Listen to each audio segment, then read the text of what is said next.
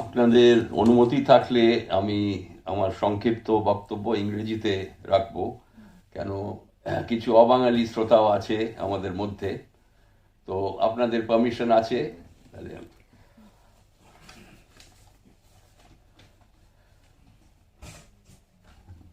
Abanti Sinha, director, War and Worship, a film with a difference, a documentary with a difference. Distinguished guests on the dais, ladies and gentlemen. Today we stand here to see a film, War and Worship. The name may be rather confusing, but I think war and worship goes together. Netaji Subhash Chandra Bose and Sarat Chandra Bose were devout Hindus. They used to be associated with Barwari Durga Puja, Shimla Bam Samiti. Netaji was also the president of the committee there.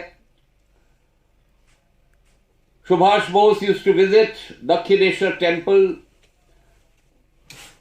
and used to pray there. He used to get immense strength visiting the Kali temple at Dakshineshwar. Subhash Bose certainly was a spiritual person, but he had respect for all religions. This war and worship portrays that Durga Puja started off as a social event, but behind the scenes there used to be a revolutionary movement. I've heard from my father, Amiyanath Bose, that in our one Woodburn Park house, late at night, revolutionaries, whose names also we are not aware today, used to visit. Sarat Chandra Bose, as you are aware, was a distinguished lawyer at the Calcutta High Court. He used to earn a handsome amount while practicing at the court. This is what I've heard, that one evening when he returned from the court, revolutionaries were sitting on the steps of our Woodburn Park house. And they said, Sharad Babu, amra opekkha kore achi apnar jonno. Amra bomb toiri korbo. We would manufacture bombs. We would like to buy arms and ammunition for the freedom of our nation. Sharad Bose used to hand over his entire pay packet of that day to the revolutionaries. Here was a man who did not directly oppose the British, but assisted the revolutionary movement with funds. Coming to Netaji Subhash Chandra Bose, a man who was spiritual, but a man who was the only leader till date who could unite all communities as Bharatiyas. This Bharatiya concept of Netaji Subhash Chandra Bose, if not implemented in 21st century India, we would bring about division of our country once again. I would not like to give a long speech because all of you are waiting eagerly to see the film. But I need to specify certain things about Netaji Subhash Chandra Bose. You see, time has come that we need to understand the man, his life and times. Many people have created a mystery that Subhash Chandra Bose disappeared on the 18th of August 1945. We have done extensive research on the documents released by the NDA government under the leadership of Narendra Modi ji. and we have found that there are 10 inquiries which confirm that Netaji Subhash Chandra Bose sacrificed his life on the 18th of August 1945. So there is no question of any mystery. People who are creating a mystery is doing with their vested interests. Now, Netaji certainly was a social thinker. His thoughts on social reconstruction is well known, but somehow we have drifted away from Subhash Chandra Bose's ideology of Sammabad, social reconstruction. He wanted an egalitarian society. We have not been able to achieve it in independent India so far. He gave equal status to women.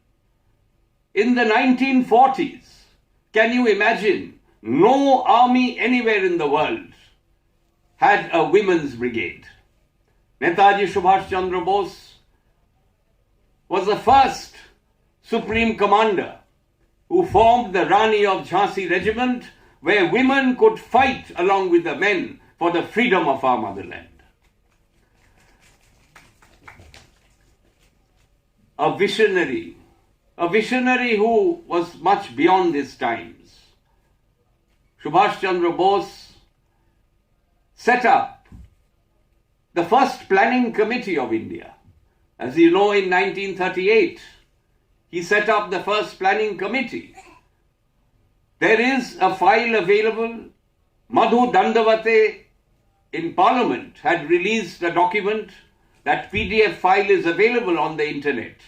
I would like the youth of our country to understand the concept of economic planning that Netaji Subhash Chandra Bose had envisaged in 1938. It is unfortunate that the Planning Commission has been modified. There is some other name it has been given, Niti Ayog or something. I demand that the Planning Committee and the Planning Commission is again reinstated for the future of our nation. A master strategist. You see, Netaji was not really a military person. He did study, firstly, guerrilla warfare. He studied the First World War. He studied militarism, but he was not really trained in military warfare. Subhash Bose realized that 60,000 soldiers cannot defeat 25 lakh British forces. British armed forces at that time, the Navy, the Air Force and the Army were around 25 lakhs. It is not possible to defeat. There was no air power, there was no naval power to that extent. But he realized one thing, that when the Bharatiyas of the Indian National Army would fight against the Bharatiyas of the British armed forces, the loyalty and allegiance of the Bharatiya component, the Indian component in the British forces, would collapse. And that's exactly what happened. Battle for India's freedom started way back in 1857 with the Sepoy uprising of Mangal Pandey.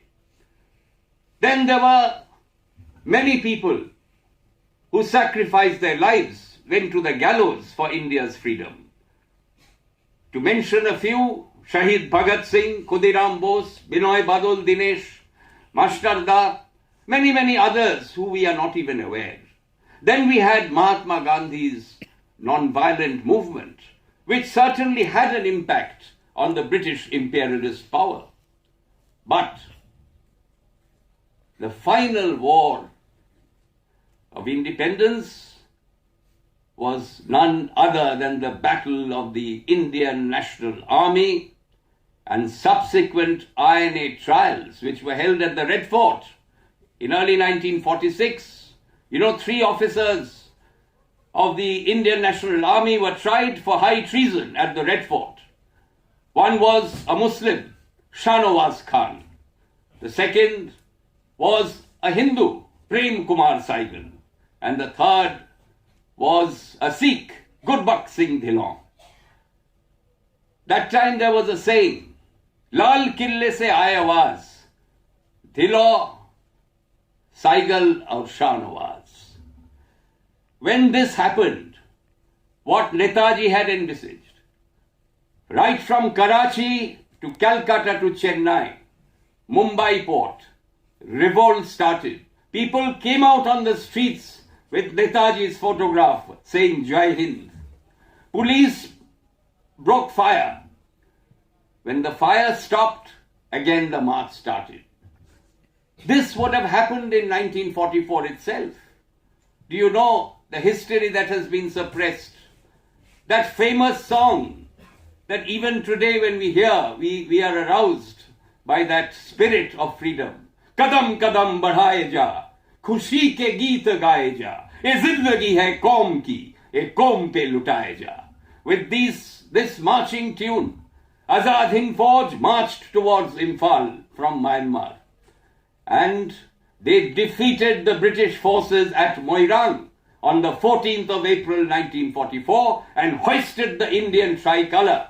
Colonel Shaukat Ali Malik of the Bahadur Brigade of the Indian National Army hoisted the flag there. The Supreme Commander of the Indian National Army, Subhash Chandra Bose, had given instructions, march on to Delhi. That famous slogan, Chalo Delhi. He had given that instruction. Yes, Japan was giving support. Japan did surrender. Hiroshima Nagasaki happened, atom bomb was dropped. Japan surrendered. But till today, distorted history has been preached. Till today, the Indian National Army and Netaji Subhash Chandra Bose has not surrendered to the British. This is also a fact of history. Only a battalion had surrendered. Why couldn't the Indian National Army reach Delhi? One reason, of course, Japan surrendered. But there is another seminal reason which is not known to many. In 1944, the Congress leadership sitting in Delhi, if they would have supported the Indian National Army and Subhash Chandra Bose, INA would have marched on to Delhi and hoisted the tricolour in 44 itself at the Red Fort.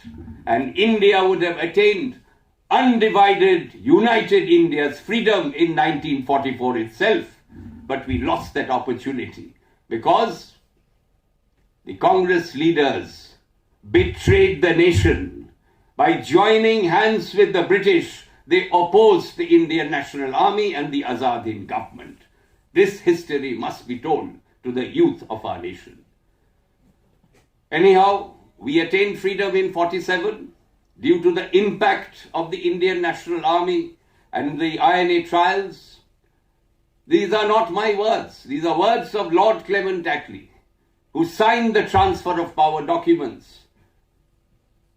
Lord Attlee had come to Kolkata in 1956 and was staying at the Raj Bhavan here. That time, the acting governor of Bengal was Justice Fanibhushan Chakravarti. Fanibhushan, over dinner, asked Lord Attlee that the Second World War actually was won by the Allied powers. Britain actually won the war. But then what was the hurry to leave India? Was it Mahatma Gandhi's non-violent movement or was it something else? Attlee used to smoke a pipe. He was holding the pipe on his lips and he gave a very sly smile. And he said that Mahatma Gandhi's non-violent movement had MINIMAL effect, minimal effect. So then Justice Chakravarti was very shocked. Then why did you leave India? Then came the reply. Subhash Chandra Bose and the Indian National Army. We don't need any other evidence or proof. And this was corroborated again in 1976 by none other than Lord Louis Mountbatten. My father Amyanath Bose and my elder brother Surya Bose had the opportunity to meet Lord Louis Mountbatten in 1976 in England. As you know, in 1979, Mountbatten was killed by an IRA bomb attack. He was not keeping well, so his assistant had told my father, you can just ask one or two questions. So my father said, I will just ask him one question. And my father asked Lord Mountbatten in 1976, what made you leave India? And softly, Lord Mountbatten said, the Indian National Army and your uncle Subhash Chandra Bose. So I think the time has come to realize that the impact of the INA drove out the British. It ruined the very foundations of the British Empire. It destroyed the loyalty of the British component of the 25 lakh British forces in India. So Britain had no alternative but to leave. But in today's context, there are many who fought for India's freedom, but they are not so relevant in 21st century India. What is the relevance of Netaji Subhash Chandra Bose? The relevance of Netaji Subhash Chandra Bose is he could unite all communities as one, as Bharatiyas. If we don't follow, this is the only path to save this nation from disintegration.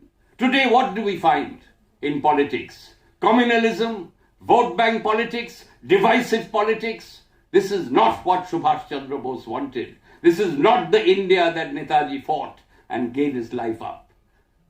So friends, let us unite. Let us walk the path that Netaji Subhash Chandra Bose showed. Let us unite. We are all Bharatiyas.